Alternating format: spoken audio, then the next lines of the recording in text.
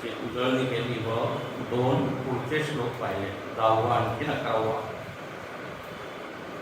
या 2 श्लोकांमध्ये आपण पाहिलं की 2 लोकांचं वर्णन आहे, मुख्य करून एक ज्ञानी आणि एक अज्ञानी. एक ज्ञानदृष्टी संपन्न, ज्यांनी सद्गुरूंच्या चरणी बसून श्रवण केलं आहे तत्वाबद्दल, आणि त्यामुळे त्याला एक नवीन दृष्टी मिळाली, स्वतःकडे बघण्याची, जगाकडे बघण्याची. त्याला इथे म्हटलेलं आहे ज्ञान चक्षुषा. आणि तो प्रत्येक अवस्थेमध्ये सत्य काय आहे ते पाहतो. आपण पाहिलं 4 परिस्थिती, क्रामंतम स्थितम, भोग करताना व द्वंद्वाचा अनुभव करताना. वेदांत असं आहे, पार्ट टाइम नाही आहे, पार्ट टाइम साधना. वेदांताचं प्रयोजन 24 तास तुम्ही त्याच्यामध्ये करू शकता. असं नाही की 2 तास समाधीमध्ये राहा आणि मग संसारामध्ये किंवा योगासन प्राणायाम थोडा वेळ करतो आपण, पण ही ज्ञानाची साधना एकदम वेगळी. 24 तास तुम्ही त्या स्थितीमध्ये राहू शकता. म्हणून इथे म्हटलंय की पश्यंती ते पश्यंती, ज्ञानिनः पश्यंती. ज्ञानी लोक पाहतात. पाहतात म्हणजे संशय विपर्यय रहित. काल मी सांगितलं तुम्हाला, पाहणं म्हणजे त्याच्यामध्ये काही शंका नाही आहे की काय सत्य आहे, किंवा अर्धवट जसं ज्ञान असतं, जे ऐकलेलं ज्ञान असतं. अनेक वेळा आपण मी ऐकलेलं आहे पण अजून मला खात्री नाही की ते खरं आहे. आपण खात्री करून घेतो, त्याला म्हणतात संशयरहित ज्ञान, संशयसहित. म्हणजे मी डोळ्यांनी पाहिलंय म्हणजे काय, त्याच्यामध्ये काही प्रश्न नाही, शंका नाही. तर असे हे ज्ञानी लोक आहेत. विमूढा न पश्यंती, जे मोहित लोक आहेत त्यांना ते दिसतच नाही. किती त्यांना समजवा किंवा सांगा तरी ते त्यांना उमजत नाही, कळत. मग म्हटलं की अनेक योगी लोक प्रयत्न करतात, आणखीन ते तत्वज्ञान मिळवतात. पण काही लोक खूप प्रयत्न करून सुद्धा त्यांना कळत नाही. आता प्रयत्न तर करत आहे, पण काय कमी आहे. काल काय सांगितलं होतं, अकृतात्मा एक शब्द आहे. अकृतात्मा म्हणजे असंस्कार, संस्कारी नाही. म्हणून वर्षानुवर्ष नुसतं ऐकत आहे, पण मनामध्ये काही जर बदल नसेल केलेला, पाथ्या घड्यावर पाणी ओतण्यासाठी संस्कारी पाहिजे. हे पहा, एक असतं, अनेक वेळा ऐकलं असेल, शिक्षित लोक आणि काही संस्कारी लोक, एज्युकेटेड अँड कल्चर. आता आपले जेवढे संत आहेत ते अगदी अनाडी होते, अनाडी होते, अशिक्षित, निरक्षर, संस्कारी होते. म्हणून त्यांना ते ज्ञान एकदम जगमग जगमग चमकत होतं, नेहमी तेजस्वी होतं. म्हणून नुसतं बाहेरचं शिक्षण प्राप्त केल्याने तो अधिकारी होतो या ज्ञानाचा असं काही संबंध नाही आहे. अंतःकरण जर शुद्ध असेल तर तेव्हा लगेच त्याला अनुभव. जसे लाकूड असतं ते जर अगदी पूर्णपणे वाळलेलं असेल, सुकलेलं, तर लगेच अग्नीत पेट येतं. लाकूड ओलं असेल तर किती फू फू करतात. अनेक लोक ओल्या लाकडात, म्हणजे संस्कारी त्यांना थोडंसं दिलं अकृतात्मान न पश्यन्ति, कृतात्मान पश्यन्ति. तर इथे हा दोन श्लोकाचा एक गट आहे. यामध्ये आपल्याला हे सांगितलं की तुम्ही मनाला सजवा. आपल्या व्यक्तिमत्वामध्ये एक माधुर्य असायला पाहिजे, गोडवा असायला पाहिजे, सौंदर्य असायला पाहिजे, त्यावेळेस सुगंध असायला पाहिजे, कठोरता, रुक्षता, जो आवडतो सर्वांना तोची आवडे देवा. तर सर्वांना कोण आवडतो? ज्याचा व्यवहार चांगला आहे. ठीक आहे. ती वाणी जी आहे ती जरा अशी गोड आहे, भावना सुंदर आहे, यालाच म्हणतात कृतात्मा. आणि कृतात्मा जर व्हायचं असेल तर एक त्याची म्हणजे विधी ही आहे की दुसऱ्यांमध्ये जो दोष आपल्याला दिसतो तो माझ्यामध्ये तर येत नाही आहे असं पाहिजे. नाही आहे. एक तर गुण संपादन आणि दुसरं अरे बा ती व्यक्ती आहे तिचं पतन झालं कारण तिच्यामध्ये हा दोष होता, तो दोष माझ्यामध्ये. दुसऱ्यांचे दोष पाहून आपल्यामध्ये काय म्हणतात आत्मनिरीक्षण करा. गुरुदेवांनी 5 स्टेप्स सांगितले. 5 स्टेप्स. स्वतःला जर सजवायचं असेल, सुंदर करायचं, ते म्हणतात इंट्रॉस्पेक्ट डेली. रोज काय करा? आत्मनिरीक्षण करा. रोज स्वतःकडे बघा. स्वतःकडे म्हणजे स्वतःचा चेहराच बघा. त्याचं 10 वेळा पाहतो आपण. अंतरंग मन स्वतःच काय एक आढावा घ्या. इंट्रॉस्पेक्ट डेली. डिटेक्ट डिलिजंटली. डिटेक्ट म्हणजे शोधा, डिलिजंटली म्हणजे पूर्ण प्रामाणिकपणे, इमानदारीने आपल्यामध्ये जो जी कमतरता आहे त्याला पहा. डिटेक्ट. शोध घेतो ना आपण, शोध घेतो. तर डिटेक्ट दिलेले. मग तिसरं म्हणतात निगेट रूथलेसली. निगेट म्हणजे त्याचा निषेध करा. रूथलेसली म्हणजे कठोरता, कठोरपणा. तिथे जास्त दया, क्षमा वगैरे नाही. म्हणून हे सगळे गुण तर सांगितलेले आहे. माणसाने दयाळू असायला पाहिजे. दुसऱ्यासाठी, स्वतःसाठी कठोर. प्रभू रामचंद्रांचं वर्णन आहे. दुसऱ्यांसाठी ते कुसुमादपि कोमल आणि स्वतःसाठी वज्रादपि कठोर. निगेट, रूथलेस. मग म्हणतात सबस्टिट्यूट इंटेलिजंट. सबस्टिट्यूट म्हणजे बदल करा. विचार करून आता आपण चुका तर सगळ्या काढल्या, मात्र ते चांगले गुण आहेत त्यांनी त्याला सबस्टिट्यूट. सबस्टिट्यूट म्हणजे काय? बदल करा. एखाद्या ठिकाणी दुसऱ्याला ठेवून सबस्टिट्यूट.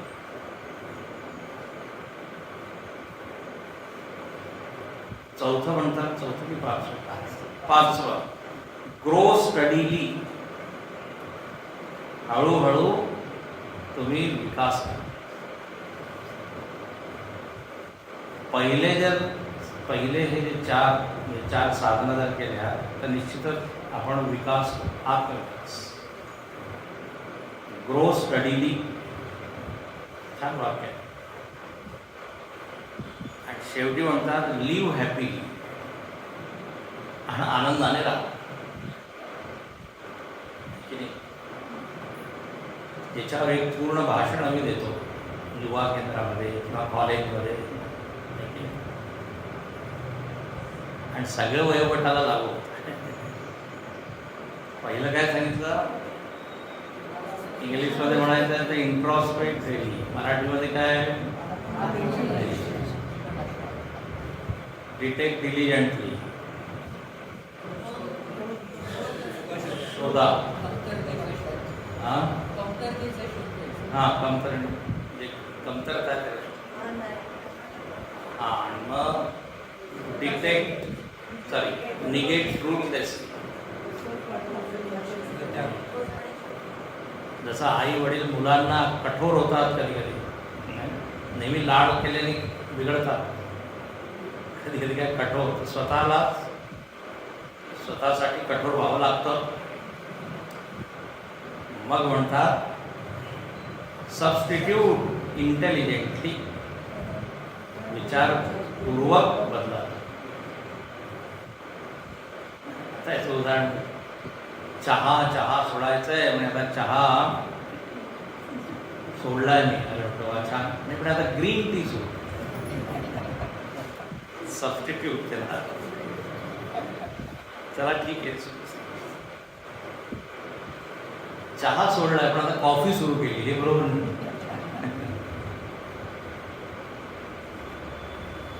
सवय काय, लोक साखरेच्या ऐवजी ते दुसरं म्हणजे काय टाकतात, आर्टिफिशियल शुगर फ्री. हळूहळू ते सुद्धा त्या शुगर पासून फ्री झालं, शुगर मुक्त. ते एकदम होत नाही, सबस्टिट्यूट इंटेलिजंट. आणि मग याप्रमाणे हळूहळू एक पायरी चढायची. Grow study. लवकर अध्यात्मामध्ये प्रगती होत नाही. अति घाई संकटात नाही, इथे सुद्धा तो नियम लागू होतो. एकदम 2 दिवसात मी साक्षात करून दिल्याचं काही होत नाही. 2 जन्म सुद्धा कमी पडतात. हळूहळू, इंच बाय इंच.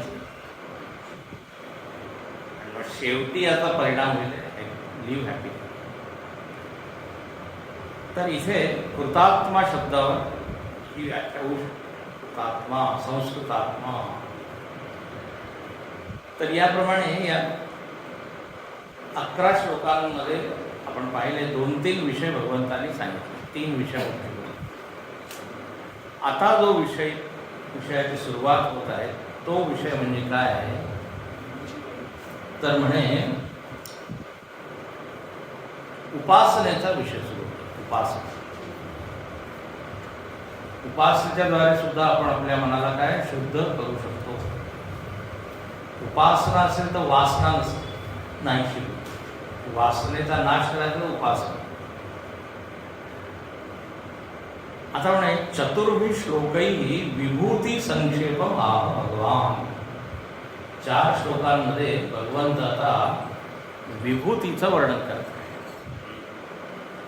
आता 5 श्लोक वाचतो मी. याचा अर्थ पाहू. यदादित्यगतं तेजः. आता हे सुद्धा आपल्याला शिकायला पाहिजे. इथे विसर्ग आहे म्हणून तेजो झालेला आहे, पण आपण जेव्हा म्हणतो तोडून तर नाही, तू त्यांना माहीत नाही काय चुकीचं म्हणणं आहे असं. तर यदादित्यगतं तेजः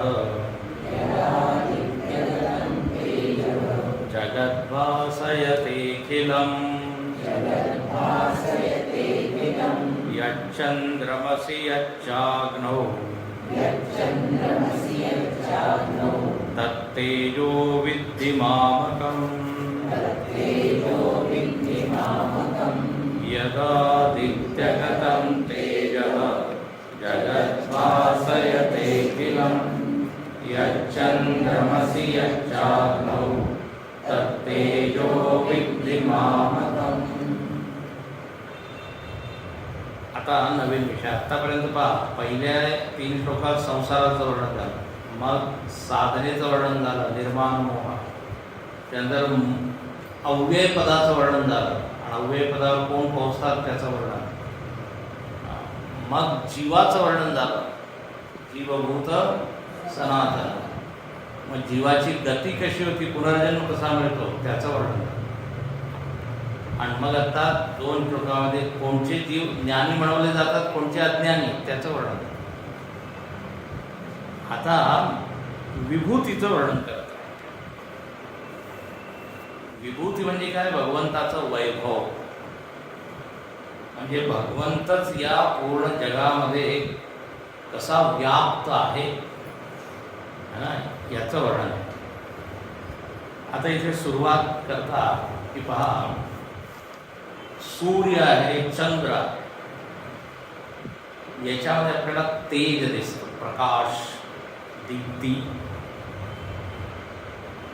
तर म्हणे हा जो तेज आहे तो माझा आहे. तत्तेजो विद्धि मामकम, माझा आहे. म्हणजे माझ्यामुळे सूर्यामध्ये चमक आहे, प्रकाश. सूर्याची नाही आहे ती, माझा प्रकाश. मग दुसरं काय म्हणतात, चंद्रमसी, चंद्रामध्ये सुद्धा माझा प्रकाश. आणि तिसरं म्हणतात अग्नौ, यच्च अग्नौ, अग्नीमध्ये सुद्धा. आता हे तीन प्रकाशाचे सोर्स आहे, स्रोत आहे.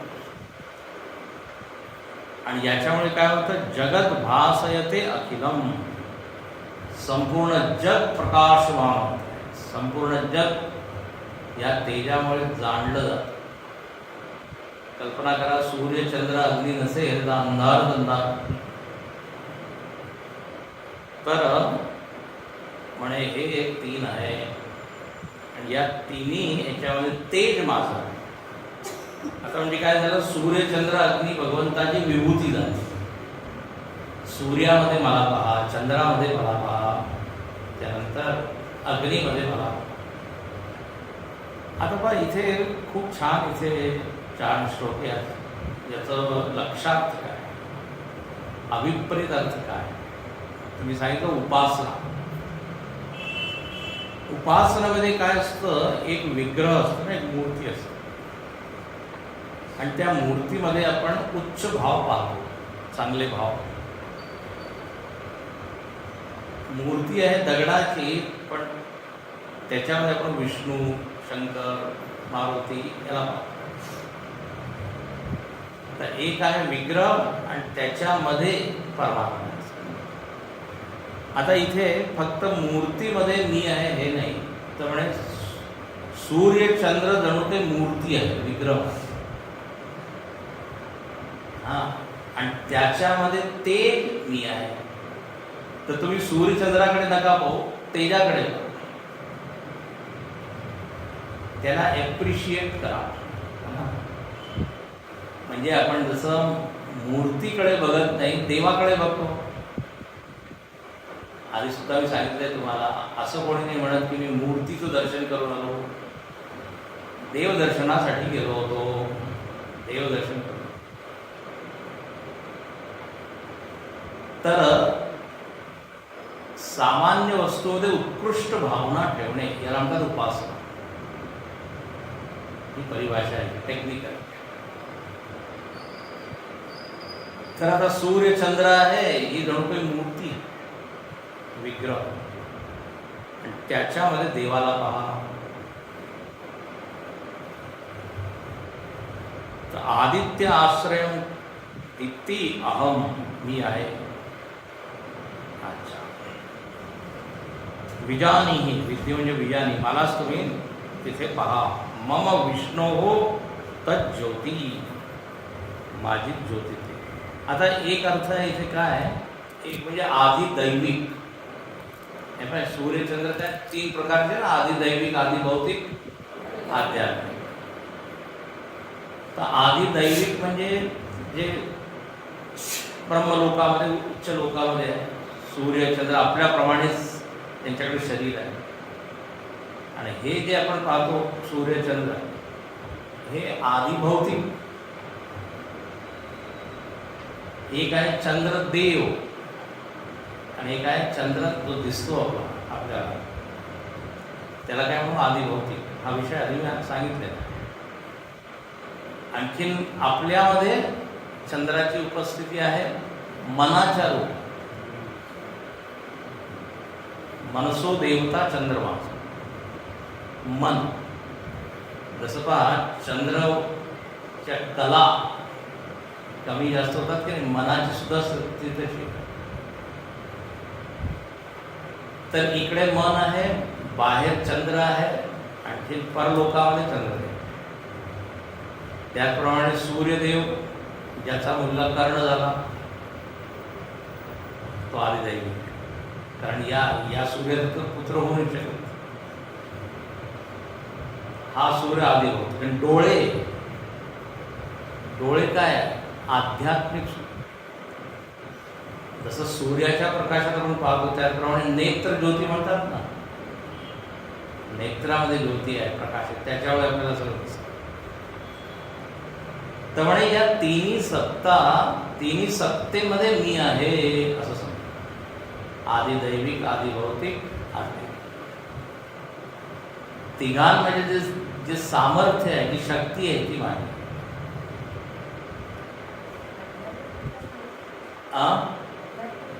आध्यात्मिक डोळे, सूर्याचे डोळे, चक्षुषः सूर्य असं. दुसरा अर्थ शंकराचार्य म्हणतात की तेज शब्दाचा अर्थ घ्यायचा चैतन्य, अथवा यद आदित्यगतम तेज चैतन्यात्मकम ज्योती. तेज म्हणजे नुसतं प्रकाश असं नाही, लखलखीत प्रकाश तो नाही. तेज म्हणजे चैतन्य. चैतन्य दिसतं का? चैतन्य म्हणजे जीवनतत्व, जाणीव. तर सगळ्यांमध्ये जी जाणीव आहे किंवा चैतना आहे ती चैतना मी आहे. तर चंद्रामध्ये, सूर्यामध्ये, अग्नीमध्ये सुद्धा चैतन्य रूपात मी आहे. तर तेज म्हणजे चैतन्य, तेज म्हणजे प्रकाश. तर या रूपात मी. आता इथे एक प्रश्न आहे. ननु म्हणजे थांबा जरा एक प्रश्न आहे शंकराचार्याच्या भाषेत. ननु स्थावरेषु जंगमेषु च तत्समानं चैतन्यात्मकं ज्योति तत्र कथम इदं विशेषणं यद आदित्यगतम इत्यादी. कळलं का? हळूहळू वाचतो. स्थावरेषु जंगमेषु, स्थावरण जंगम, तत्समानं चैतन्यात्मकं ज्योति. सगळ्यांमध्ये चैतन्य समान. तत्र कथम इदं विशेषणं यद आदित्यगतम. मग फक्त तुम्ही इथे हे का म्हणलं की आदित्यामध्ये तिघांचे नाव आहे ना. थोडं संस्कृतशी सुद्धा परिचय व्हावा. तर यद आदित्यगतम इत्यादी असं का? सगळ्यामध्ये जर तो आहे तर तुम्ही तिघांचेच नाव घेतले. त्यामुळे न एष दोष हो, दोष नाही आहे.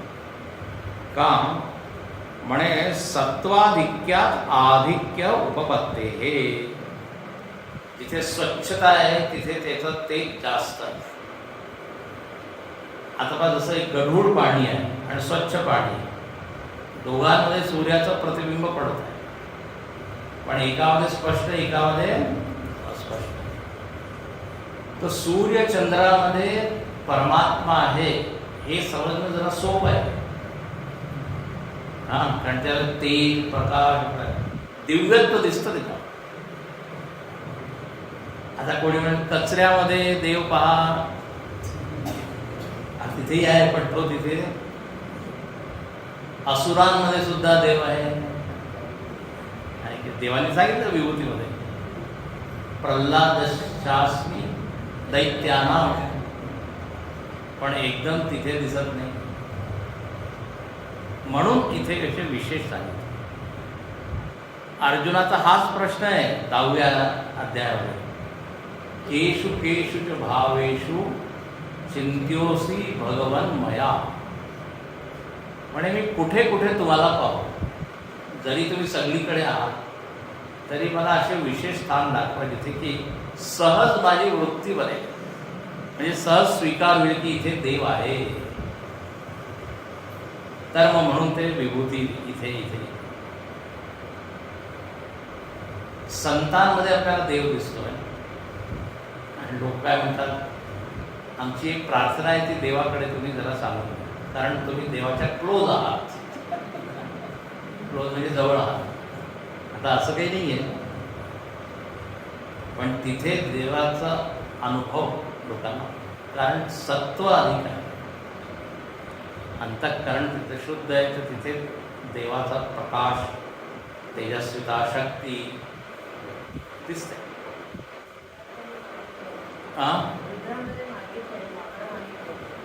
कशामध्ये? रुद्रमध्ये.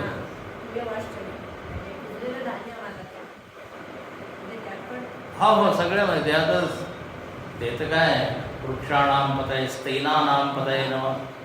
चोरामध्ये आहे, त्याचं पूर्ण ब्रह्मांडात एक एक सगळ्याचं नाव घेते. आणि ते मे म्हणजे चमक म्हणतात, चमक. आता नमकमध्ये सगळ्यांना पाहिजे नमस्कार.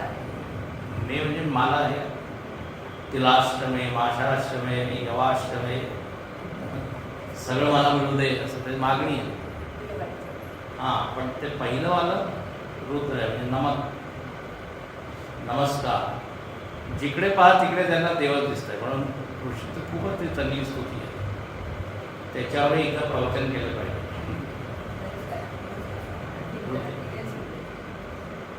तर तिथे हीच काय म्हणतात साधना आहे.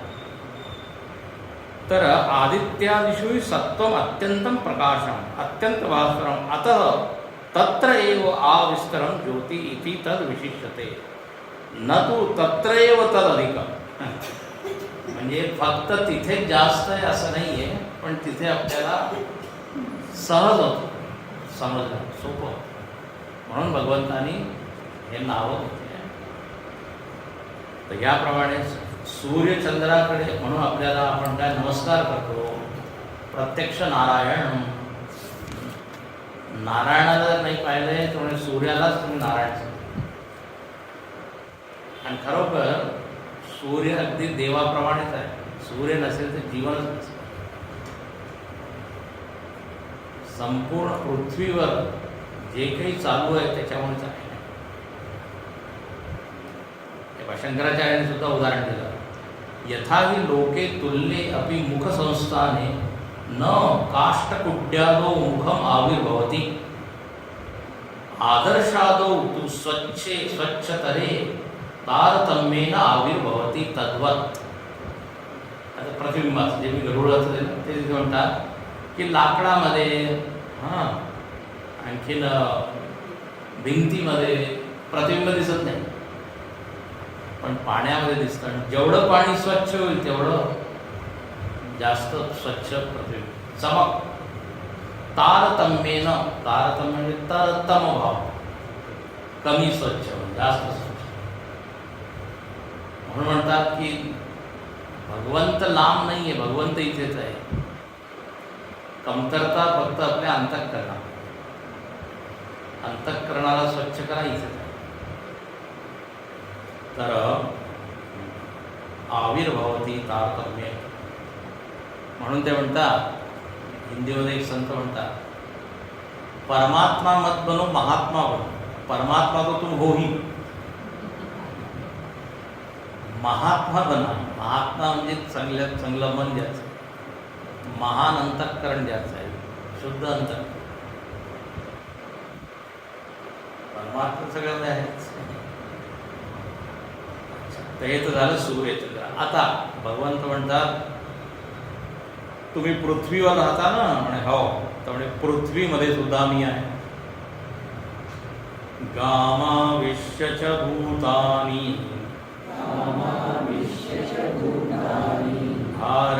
धारयाम्यहमोजसा पुष्णामि चौषधिः सर्वाः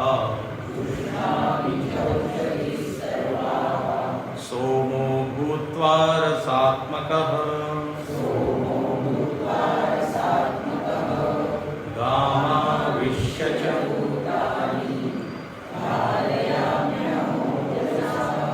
पुष्णामि चौषधी सर्वा सोमो भूत्वा रसात्मकः.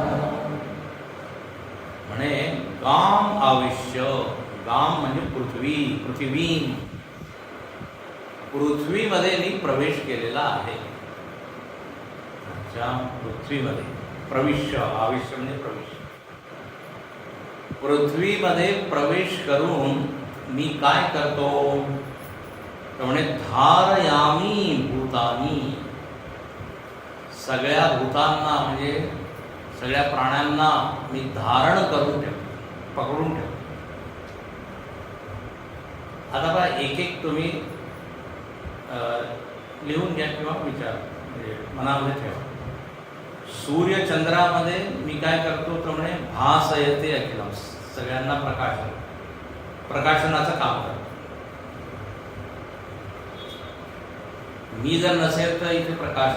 त्याचप्रमाणे पृथ्वीमध्ये मी काय करतो, धारयामी, सगळ्या भूतांना धारण करतो. कसं काय तुम्ही धारण करता?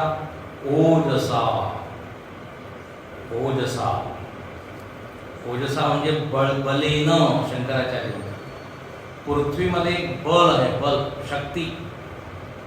त्याच्याद्वारे ही पृथ्वी तुटत नाही, विखरत नाही. तेव्हा पृथ्वीमध्ये सगळे मातीचे कण आहेत, असं लाडू सारखं बांधलेली आहे ना पृथ्वी. जणू काही भगवंतानी याचे दोन्ही हाताने त्याला दाबून ठेवलंय, किंवा त्याच्या आतमध्ये अशी काही शक्ती आहे की त्यांनी त्या सगळ्या मातीचे जे कण आहे आणि जे जे काही त्याला धारण केलं. याचा अर्थ शंकराचार्य म्हणतात एक बल आहे, बल. आता न्यूटननी याला गुरुत्वाकर्षण बळ, शंकराचार्यांना एक माहीत आहे की याच्यामध्ये एक बळ आहे. त्यांनी गुरुत्वाकर्षण सांगितलं नाही, पण आहे. इथे म्हणतात जगद विधारणाय पृथिव्याम प्रविष्ट येन पूर्वी पृथ्वींच अधपतती न विधीयते. म्हणजे याच्यामध्ये कशी एक शक्ती आहे, त्या शक्तीमुळे काय ही पृथ्वी फाटत नाही.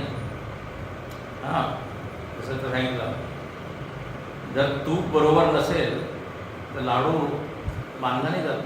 काय पाहिजे तर दूध, तूपच. मला माहीत नाही, हां, सगळं काहीतरी लागतं, प्रॉपर प्रोपोर्शनमध्ये पाहिजे, नाही तर ते चुरा म्हणजे. त्याचप्रमाणे इथे एक शक्ती.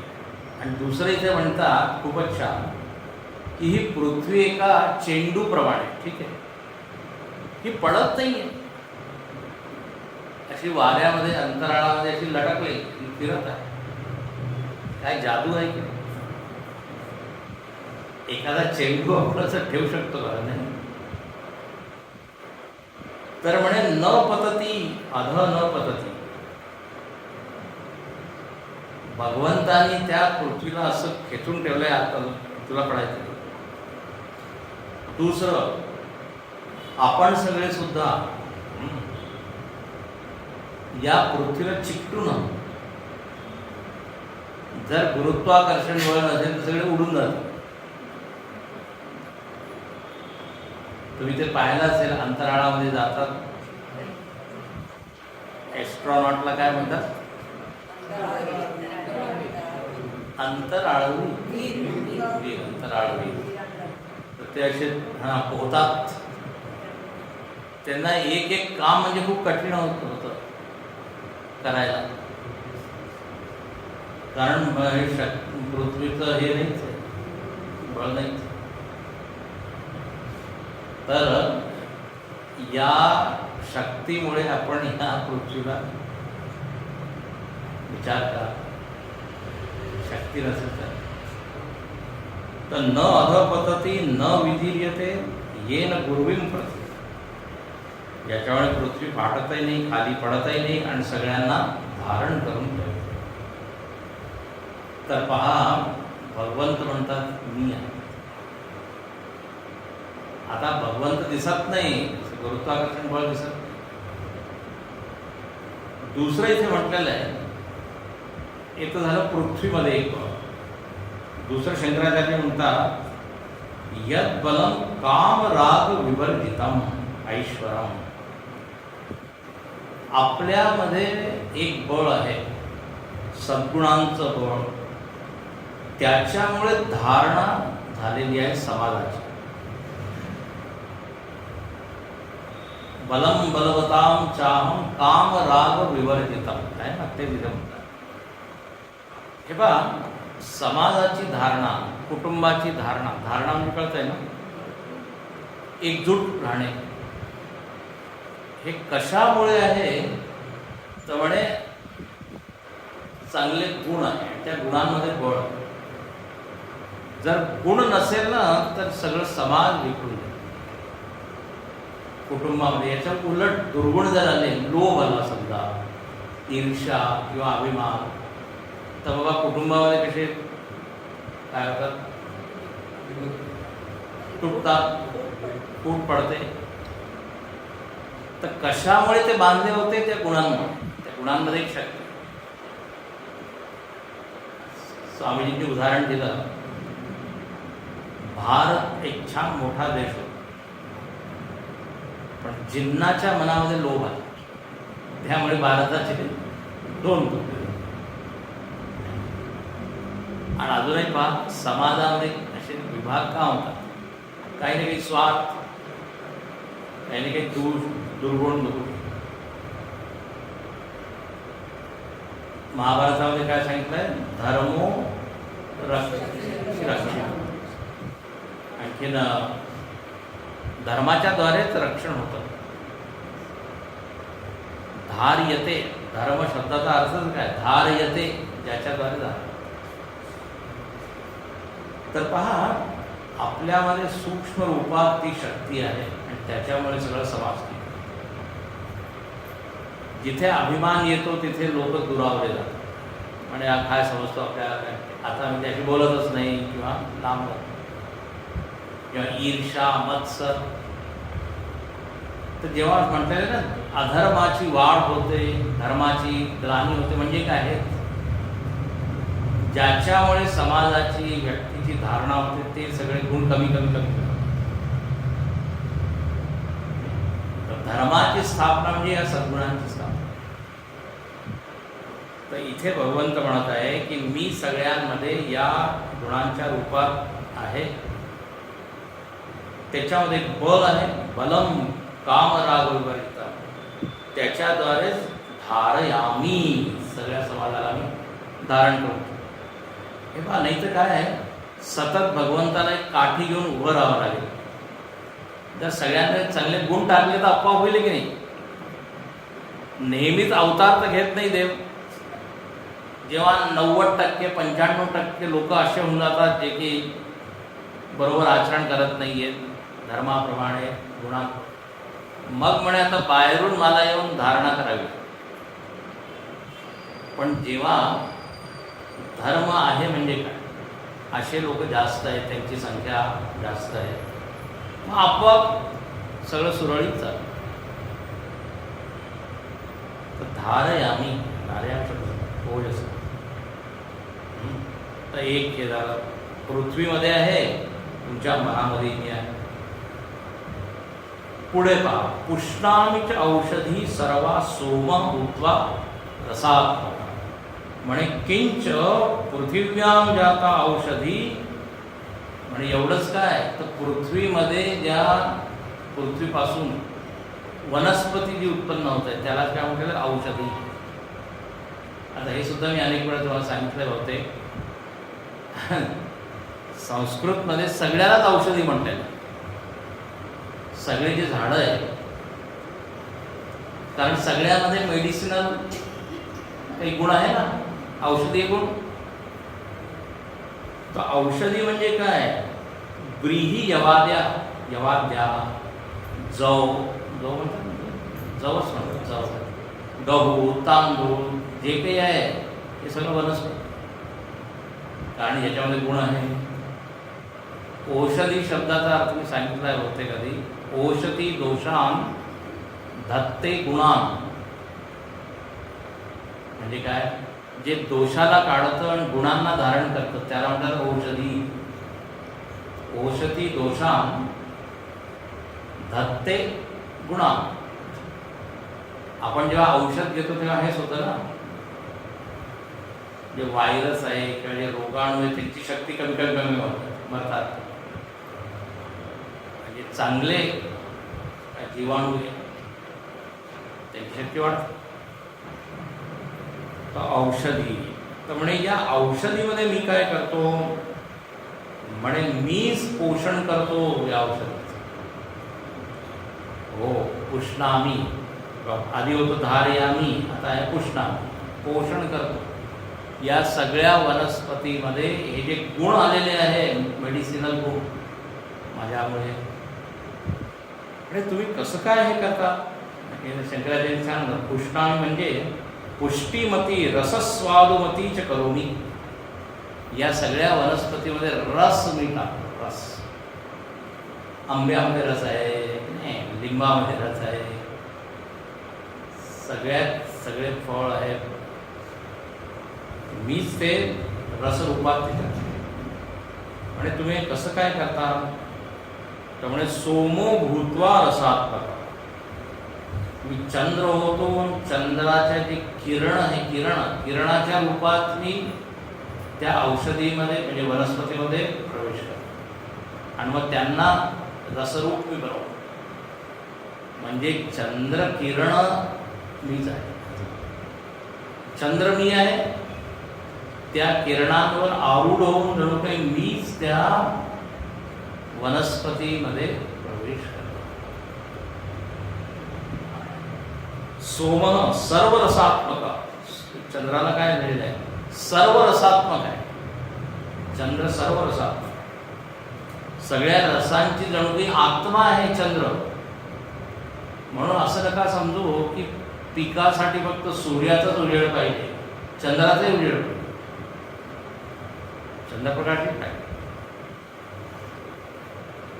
तो सर्व रसात्मको रसस्वभाव सर्व रसानाम आकरः सोम. रसच ज्याचा काय स्वभाव आहे असा हा चंद्र आहे. सगळ्या रसांची खाण आहे. आकर सही सर्व औषधी स्वात्मरसानुप्रवेशेन पुष्णाती. म्हणे सगळ्या या वनस्पतीमध्ये प्रवेश करून मीच त्यांचं पोषण करतो. तर म्हणजे सूर्यामध्ये मी तेज सुद्धा आहे, प्रकाश खूप जास्त असतं, प्रखर खरखरीत प्रखर प्रखर आणि दिवसाचं प्रखरता आणि संध्याकाळी शीतलता, रात्री शीतल के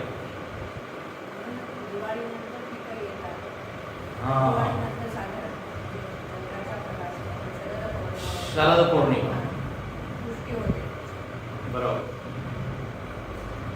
शरद पौर्णिमेला दूध ठेवतो आणि ते एक दिवस त्याला पुष्णामी. चंद्र रोजच काम करतो. पुष्णामी झालंय. सूर्य, चंद्र, पृथ्वी सगळ्यामध्ये. आता आणि याचं झालं बाहेरच्या गोष्टी. आता जरा स्वतःकडे बघा. म्हणे मी तुमच्यामध्ये सुद्धा बसलेलो आहे. हो, गुड न्यूज. म्हणे मी कुठे बसलोय, मी काय करतो आता इथे पचामी, मी पचवतो. अहम वैश्वानरो भूत्वा प्राणिनां देहमाश्रितः प्राणापानसमायुक्तः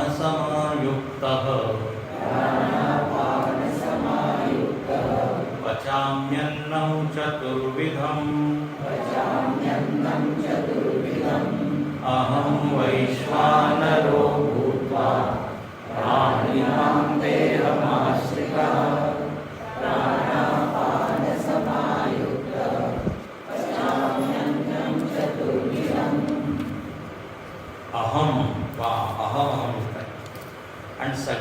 श्लोकांमध्ये क्रिया उत्तम पुरुषाची, पचामी, धारयामी, है ना, असं अहम गच्छामी, अहम पश्यामी, उत्तम पुरुष म्हणजे मी करत आहे, मी करत आहे. तर आता म्हणे मी वैश्वानर होऊन प्राणीमात्रांच्या शरीरात राहतो. वैश्वानर म्हणजे जठराग्नी, पोटामध्ये मी राहतो. उदरस्थ अग्नी शंकराचार्य म्हणतात. उदरस्थ अग्नी भूत्वा अग्नि वैश्वानरो य अयम अंतः पुरुषे येन इदमकम अन्नम पच्यते. हे बृहदारण्यक उपनिषदामध्ये असं आलेलं आहे. कृष्णाने तिथूनच चोरून तिथे ठेवते. बृहदारण्य उदरस्थ अग्नी वैश्वानर. आता का सगळ्यांना माहीत आहे की पोटामध्ये एक अग्नी आहे, त्याला लोक एसिड सुद्धा म्हणतात. एसिड आहे ना, एक एसिड, त्याच्यामुळे जेवण आपलं काय पचतं. जेव्हा जठराग्नी प्रदीप्त होते तेव्हा जर त्यात अन्न टाकलं तर बरोबर पचतं. काही लोकांमध्ये खूप जास्तच ते एसिड होत जातं, तर मग ते एसिडिटी होऊन जाते. तर उदराग्नी किंवा जठराग्नी म्हणे मी त्या प्राणी मात्र सगळ्या प्राण्यांमध्ये आहे, फक्त मनुष्यामध्ये नाही. म्हणजे प्राणनाम, ज्यांच्यामध्ये प्राणन क्रिया आहे, प्राण जे श्वास घेत आहे ते सगळे प्राणी सजीव, त्यांच्यामध्ये मी वैश्वानर होऊन बसलो. आणखीन मी काय करतो तर म्हणे प्राण अपान समायुक्त. प्राण अपान यानी युक्त होऊन, प्राण अपान यानी युक्त होऊन, म्हणजे याच्याद्वारे पचामी अन्नम. प्राण अपानाभ्याम समायुक्त संयुक्त मी काय करतो, पचवतो. आता बा आपल्या याच्यात पंचप्राण आहे ना, प्राण अपान व्यान समान. म्हणून जेव्हा आपण नैवेद्य दाखवतो तेव्हा या पाची प्राणांचा उल्लेख करतो. या प्राणांमुळेच ते काय जेवण बसतं. अपान वायू खाली घेऊन जातं, समान वायू डायजेशन बसतं. तर म्हणे या रूपात मीच आहे. मीच जणू काही या प्राणांना सांगितलं आहे तुम्ही काय करा, पचवा. किंवा जर उत्तम पुरुष तर मीच पचवतो. म्हणून देव जणू काय म्हणत आहे जरा विचार करून तुम्ही खा, पचवावं मला लागतं. तुम्ही काही खातात आणि त्रास मला होता. काही लोक जेवण नाही करत, नुसतं चरतात. आने लोक चालेल का, थोडा कचोरी चालेल, समोसा चालेल, सगळं चालेल. देव आतमध्ये म्हणून बसून म्हणत होते तर काय येईल वरून, पिझ्झा येईल की बर्गर येईल, पचामी अन्न. गंमत आहे. जर देवाला आपल्याला प्रसन्न करायचं तर चांगलं, त्याला काम कमी करा. ते शंकराचार्य म्हणतात पचवतो देव चतुर्विधम. 4 प्रकारचं अन्न मी पचवतो. कारण तुम्ही 4 प्रकारचं अन्न खाता. आता हे तुम्ही अनेक वेळा ऐकलंय, कोणचंही अन्न आपण खातो शेवटी 4च प्रकारे त्याला आपण खातो. शंकराचार्यांनी लिहिलेलं आहे भोज्यम, भक्षम, चोष्यम, पेय्यम. म्हणजे काही पदार्थ असे असतात त्याला चावावं लागतं. फुटाणे वगैरे, शेंगदाणे, दाताने त्याला जरा. दुसरं काय भक्षम, म्हणजे खूप जास्त चावावं नाही लागत पण थोडं कमी, ती कडक नाही, पोळी वगैरे आहे, नरम आहे. तर ते एक प्रकारचं खाद्य. दुसरं काय, तिसरं चोष्यम, चोख, आंबा वगैरे किंवा ऊस. आजकाल ऊसाचा रसच पिकतात. हा नाही, लोणचं पुढे आहे. लोणचाचा प्रकार वेगळा आहे. लेह्यम त्याला चाटतात. चोखणं वेगळं, चाटणं वेगळं.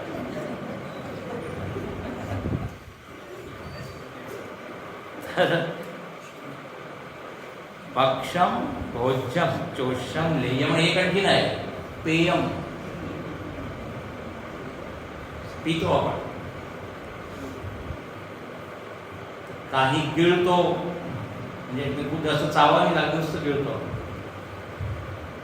काही जे आहे ते चाटतो.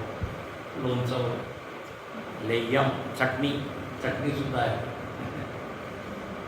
तर याप्रमाणे चतुर्विधा. आता तुम्ही कोणचंही अन्न मागवा, केवळ हॉटेलमध्ये इटालियन खा किंवा चायनीज काय, 4च प्रकारे तुम्ही खाऊ शकता. आणि 5वा म्हणजे 5 चतुर्विधा. आपल्या ऋषी मुनींनी सगळं शोधून काढलं. मी अनेक वेळा सांगितलं, षडरस, 6 प्रकारचे चवी आहे, रस आहे. 7 मनामध्ये 9 रस. तुळशीदासजी एका भजनामध्ये म्हणतात, म्हणे मला नवरस आणि षडरसच आवडतात ते, म्हणजे अजून रामाचा रस मला आलेला नाही. जो मोही राम लागते मिठे. जर मला राम बरोबर आवडला असता तर नवरस षडरस हो जाते सीते. सीते म्हणजे ते पिक्के झाले. पण अजून मला त्याच्यामध्येच आवड आहे. म्हणजे अजून मला रामाचं भक्तिरस. आता तुळशीदासजी म्हणत आहे तर आपली काय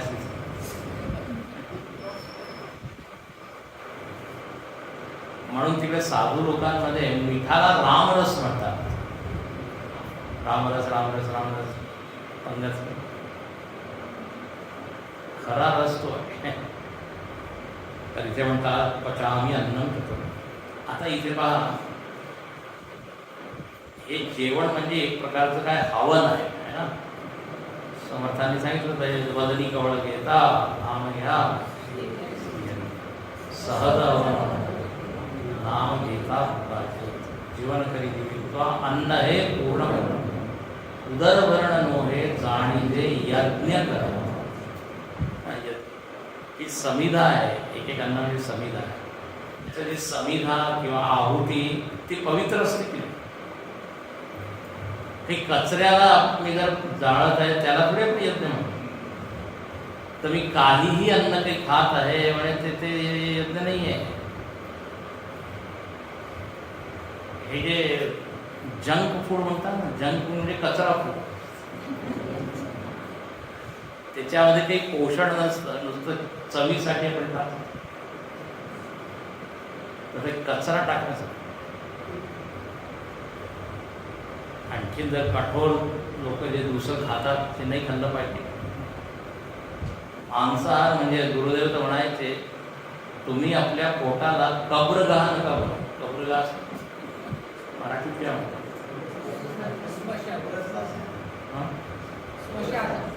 नाही, स्मशान तर ते कबर ज्याच्यामध्ये ते पुरवतात,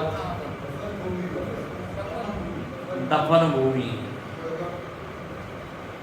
तर हे सगळ्या पशु पक्षींना खाणं म्हणजे काय? मेलेल्या पशूंना पोटा. ते म्हणतात, don't make your stomach as graveyard.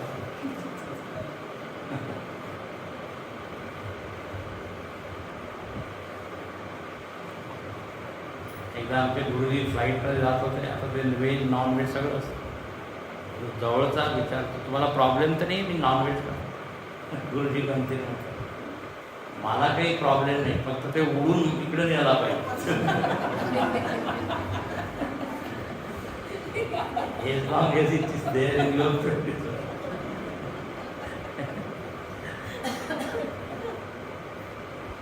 जरा विचार केला है ना.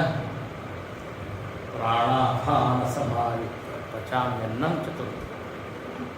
याप्रमाणे देवानी सांगितलं की माझ्यामुळे खरं म्हणजे तुमच्या पोटामध्ये एक सामर्थ्य, देवाने जणू काही आपली शक्ती सगळीकडे टाकलेली आहे, हा त्याचा अर्थ. आता पहा, मी आधी सांगितलं उपासनेमध्ये काय आहे, एक मूर्ती असते आणि त्याच्यामध्ये देवाला त्याचे गुण पाहतो. त्याचप्रमाणे पोट जणू काही ही मूर्ती आहे, याच्यामध्ये एक गुण आहे पचवण्याचा, तिथे देव आहे. पृथ्वी एक मूर्ती आहे, विग्रह आहे, त्याच्यामध्ये धारण करण्याचा गुण आहे, तो देव आहे. सूर्य एक मूर्ती आहे, विग्रह आहे, त्याच्यामध्ये प्रकाश, हा देव आहे. तर सगळ्यामध्ये आपण पाहू शकतो जर ती दृष्टी असेल तर. आता देव म्हणतो फक्त तुमच्या पोटामध्ये नाही, आता तुमच्या हृदयामध्ये सुद्धा मी बसतो. कोणी म्हणेल बापरे तुम्ही सगळीकडे पोहोचला, म्हणजे आता मनामध्ये तुमचा स्थान आहे. हो, सर्वस्य चाहं हृदि सन्निविष्टः मत्तस्मृतिर्ज्ञानमपोहनं च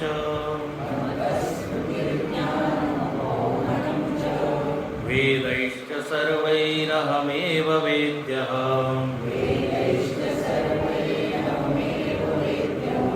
वेदान्तकृत् वेदविदेव चाहम्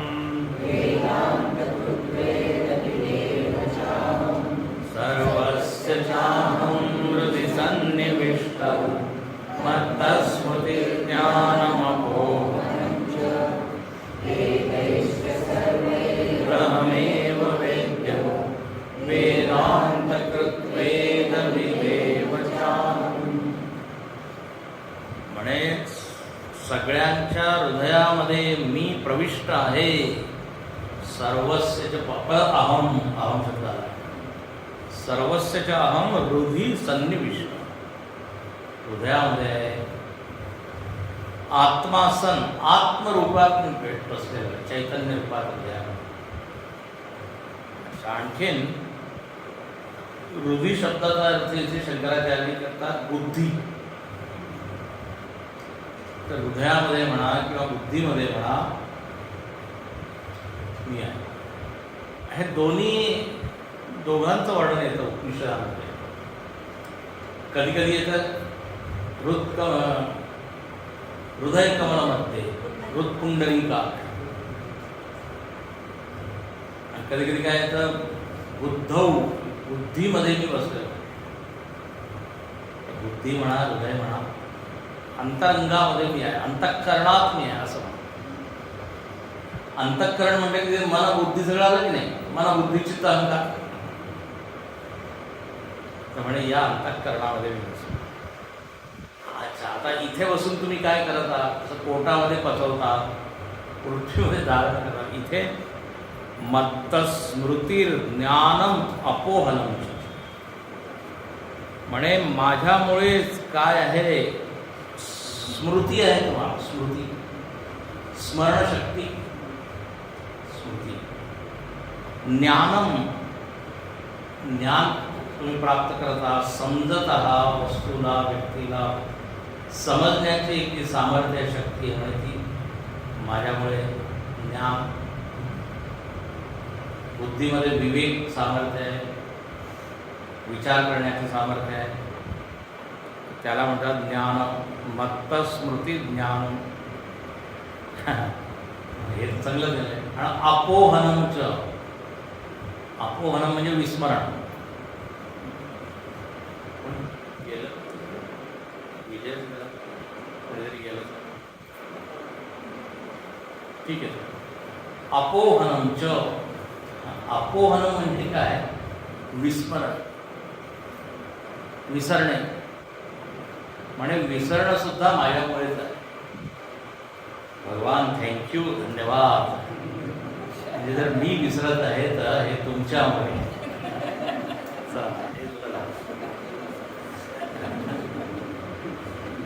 तर आमचे गुरुजी आम्हाला लागलं काय विसरता तुम्ही. आता मी सहज सांगतो देवामुळे.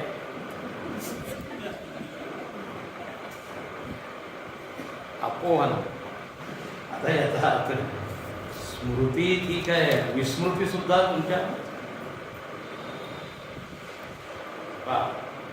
माझ्यामुळे स्मृती ज्ञान विस्मरण.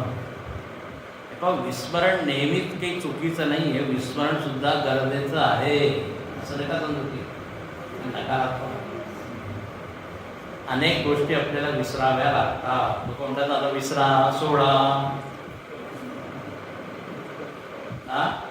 दुःख विसरावं लागतं. विषाद ते धृतीचं वर्णन आहे.